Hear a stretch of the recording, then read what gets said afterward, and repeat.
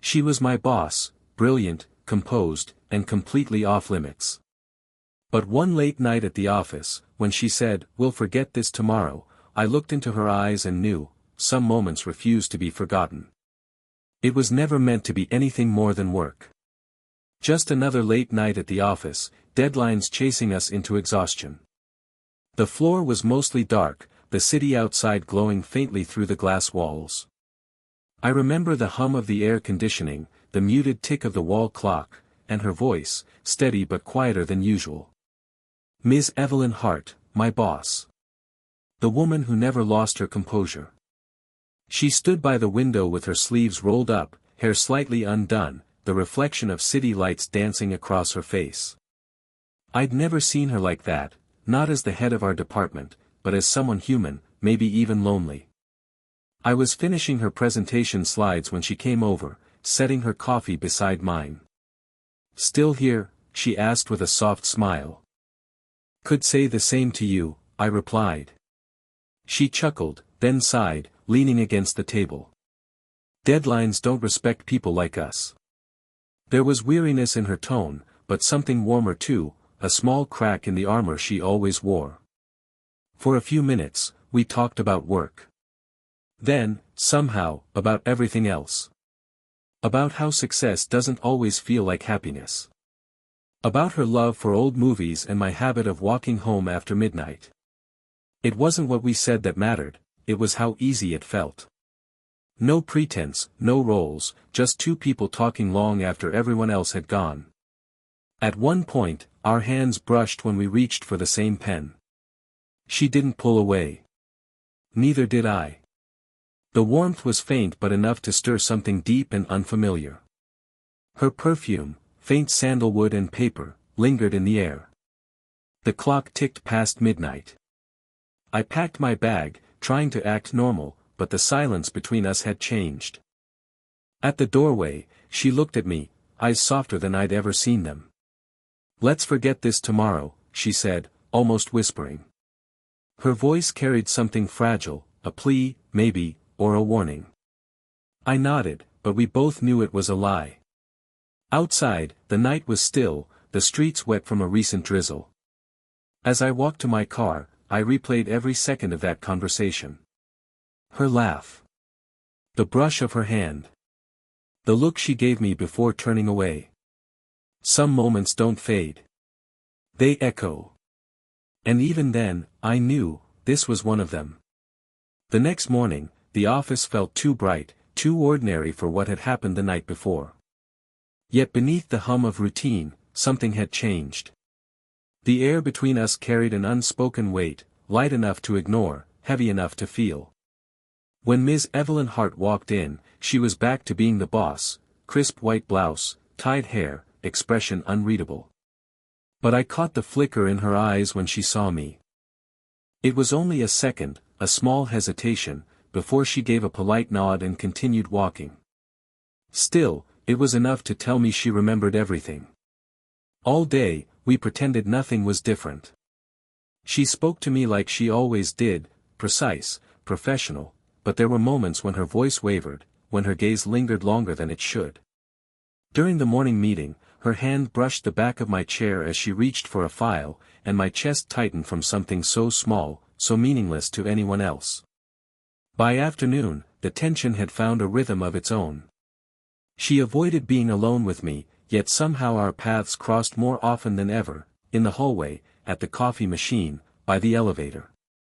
Every accidental touch, every glance, felt like a question neither of us dared to answer. That evening, most people had left. I found her alone in the break room, staring at her reflection in the dark window. The city lights shimmered faintly beyond the glass. She didn't turn when I entered, just said softly, "You ever wish you could control what your heart decides to notice?" I leaned against the counter beside her, keeping a careful distance. "I think that's the problem," I said. "You don't get to choose what stands out." She smiled faintly, but it faded quickly. Her fingers tapped the mug in her hand, nervous, thoughtful. "We have to stay smart," she murmured, finally turning toward me. Her tone was firm, the professional mask sliding back into place, but her eyes betrayed her. They held warmth, hesitation, and something dangerously close to longing. "I know," I whispered. For a heartbeat, neither of us moved. The silence between us grew thick, charged with everything we wouldn't say. Then she stepped past me, close enough that her shoulder brushed mine as she left the room. The scent of her perfume lingered long after she was gone. And that was when I knew, forgetting was never really going to happen. A week passed, but the distance between us only made everything sharper. Every email, every meeting, every polite exchange felt like a quiet reminder of what neither of us would say aloud. We were careful, too careful, but tension has a way of finding cracks in even the strongest walls. It was a Thursday evening when she asked me to stay late. "Investor dinner," she said. "I need help reviewing the pitch deck." Her tone was casual, but her eyes flicked away too quickly. I agreed before my brain could find a reason not to.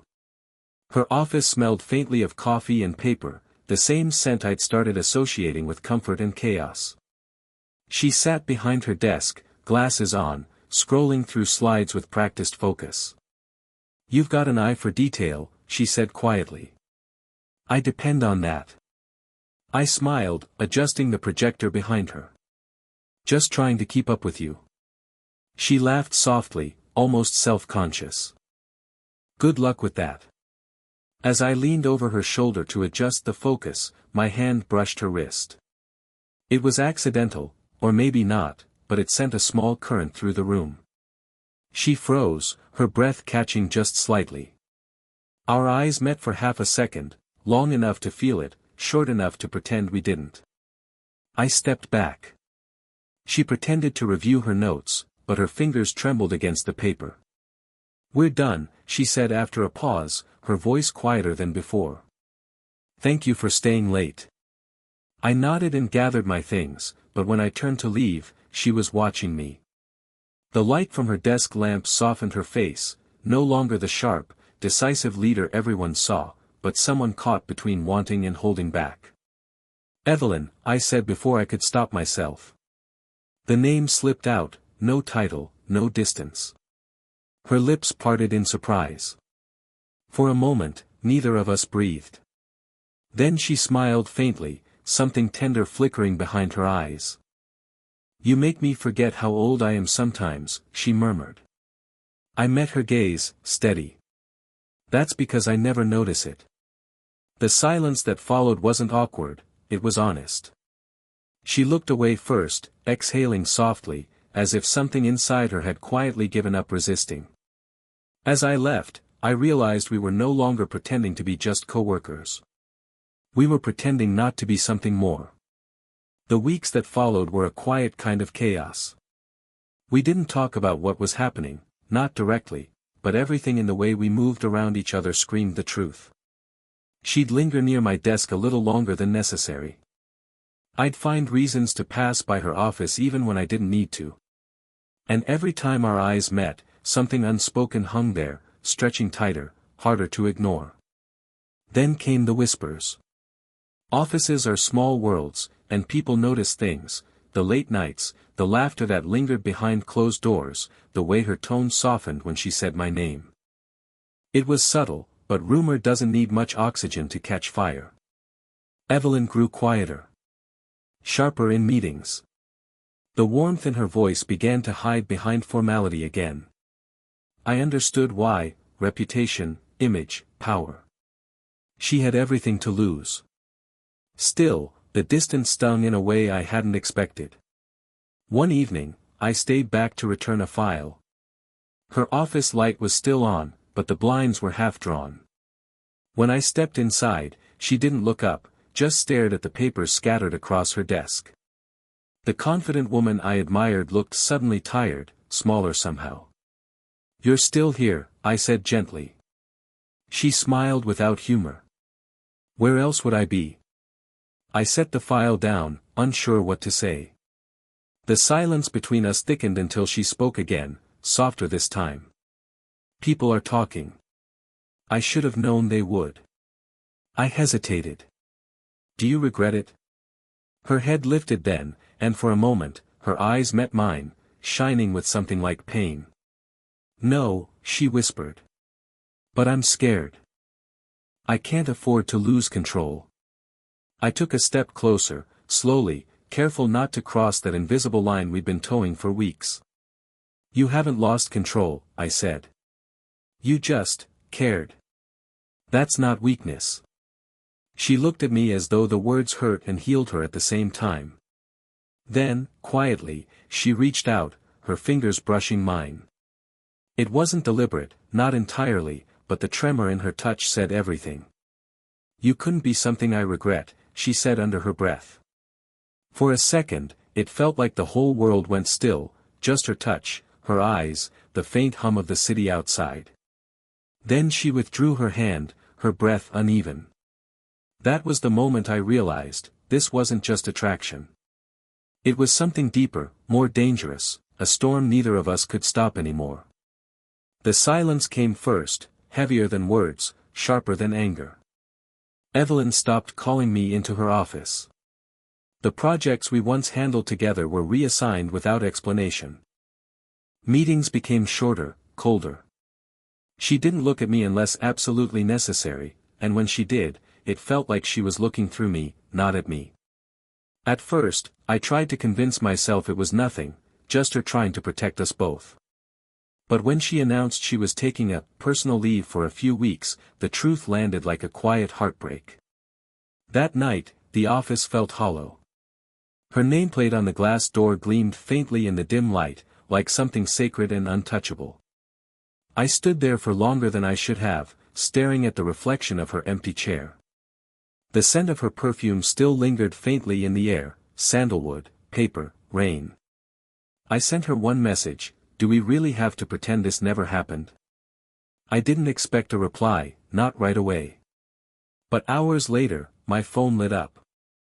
"I'm trying to do the right thing." 6 words, calm, deliberate, heartbreaking.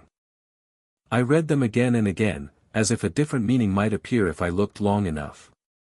But it didn't. She was gone. Days turned into weeks. The office moved on. Deadlines, meetings, chatter, everything kept going, except me. Every time my phone buzzed, I hoped it was her. Every time I passed her office, I half expected to see her inside, arms folded, pretending she wasn't waiting too. But she never came back.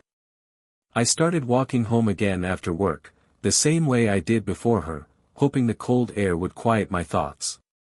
It didn't. I still saw her in everything, the reflection in shop windows, the way city lights shimmered after rain, the faint scent of perfume when someone passed too close. One night, as I stood at a crosswalk waiting for the light to change, my phone vibrated. I almost didn't look. But something in me knew. "Meet me. Same place." Just 4 words this time. No explanation, no hesitation. For a moment, I couldn't breathe. The city noise faded, the rain started to fall, and all I could think was how impossible it felt, that after everything, she still wanted to see me. And just like that, the silence between us cracked open again, not with promises, but with hope. The city was half drowned that night, rain falling in steady sheets, reflecting streetlights across wet pavement. I almost thought she wouldn't come. Maybe it was a mistake, maybe that message was sent in a moment of weakness. But then I saw her, standing beneath the awning of the old office building, arms crossed, rain dripping from her hair onto her coat. Evelyn. She looked different, not the boss I'd known, not the woman who built walls with poise and silence. Tonight, she looked tired, fragile, yet somehow freer. When her eyes found mine, she didn't speak right away. She just let out a breath that sounded like she'd been holding it for weeks. "You came," she said softly, voice barely rising above the rain. "I never stopped waiting," I replied. For a while, neither of us moved.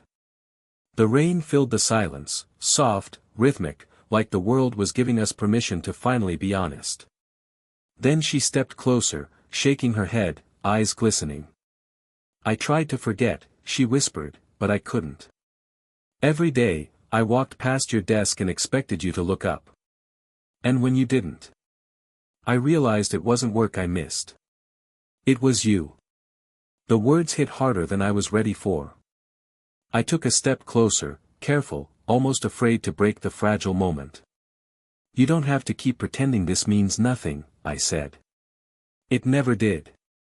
She looked up then, her face inches from mine. The rain misted between us, her breath warm despite the chill. You don't understand, she murmured. I've spent years controlling everything, my image, my emotions, my mistakes. And then you came along and made all of it impossible. I smiled faintly. Maybe that's what you needed. Her eyes softened, the storm in them quieting for the first time. She reached up slowly, her fingers trembling as they brushed the side of my face, tracing a line from my cheek to my jaw. You're too young to be this certain, she said, voice cracking with both humor and pain. Maybe, I answered, or maybe I just know when something's real. She exhaled shakily, then leaned forward, her forehead resting against mine, her hand still against my cheek. For a long, still moment, neither of us spoke. No promises. No labels. Just the sound of rain, the warmth of her skin, and the quiet truth that we'd both stopped running. When she finally whispered, I can't keep lying to myself, I knew, we had crossed the last line left to cross, and neither of us wanted to go back. Morning light has a strange way of softening everything, even the memories that once felt too sharp to touch. A few weeks had passed since that night in the rain. The city had returned to its rhythm, but nothing felt the same. Not the office, not my routine, not me. And then one Monday, she came back. Evelyn walked through the glass doors as if she'd never left, calm, composed, her hair pinned neatly, her expression unreadable. Yet I could tell. There was something in her eyes, the same quiet certainty I'd seen in the rain that night. Our co-workers greeted her with the usual blend of admiration and fear. To them, she was still the untouchable professional. But when her gaze finally found mine across the room, something subtle shifted. Just a flicker, a silent acknowledgement of everything we'd been through, everything we still carried. We didn't rush to speak. The beauty of what we had now was in its steadiness, no longer built on secrecy, but on understanding. Later that day, she called me into her office. It felt both familiar and new. The desk was clean, sunlight spilling across the floor. She looked up from her laptop with a small smile, the kind that reached her eyes. I have an offer, she said softly. They're opening a new branch downtown. I've been asked to lead it. And I want you to come with me. For a moment, I just stared at her. You're serious? Completely, she said. Then, after a pause, added, it's not about starting over. It's about continuing, somewhere we don't have to hide what we already know. Her words hung in the air, warm and steady. I couldn't help smiling. You think we can handle that? She laughed, that gentle, unguarded laugh I hadn't heard in so long. We've already handled worse. When she stood, I caught the faint tremor in her hand as she adjusted her bracelet, the same nervous grace that first made her seem human to me. Then she reached out, her fingers brushing my sleeve. Just a small, grounding touch. Whatever this is, she said, it doesn't have to be loud to be real. Outside, the world went on, phones ringing, papers rustling, life resuming. But inside that moment, it was quiet. Steady. As I left her office, I remembered her words from that first night, we'll forget this tomorrow. And I realized, smiling to myself, tomorrow had finally come. And we hadn't forgotten a thing. If you've ever felt a connection you couldn't explain, one that defied timing, logic, or reason, you'll understand what they found in each other. Sparkles, if this story touched you, don't forget to like, subscribe, and share it with someone who believes that love doesn't always follow the rules, but always finds its way. And tell me in the comments. Speech balloon, would you have walked away, or stayed, like he did?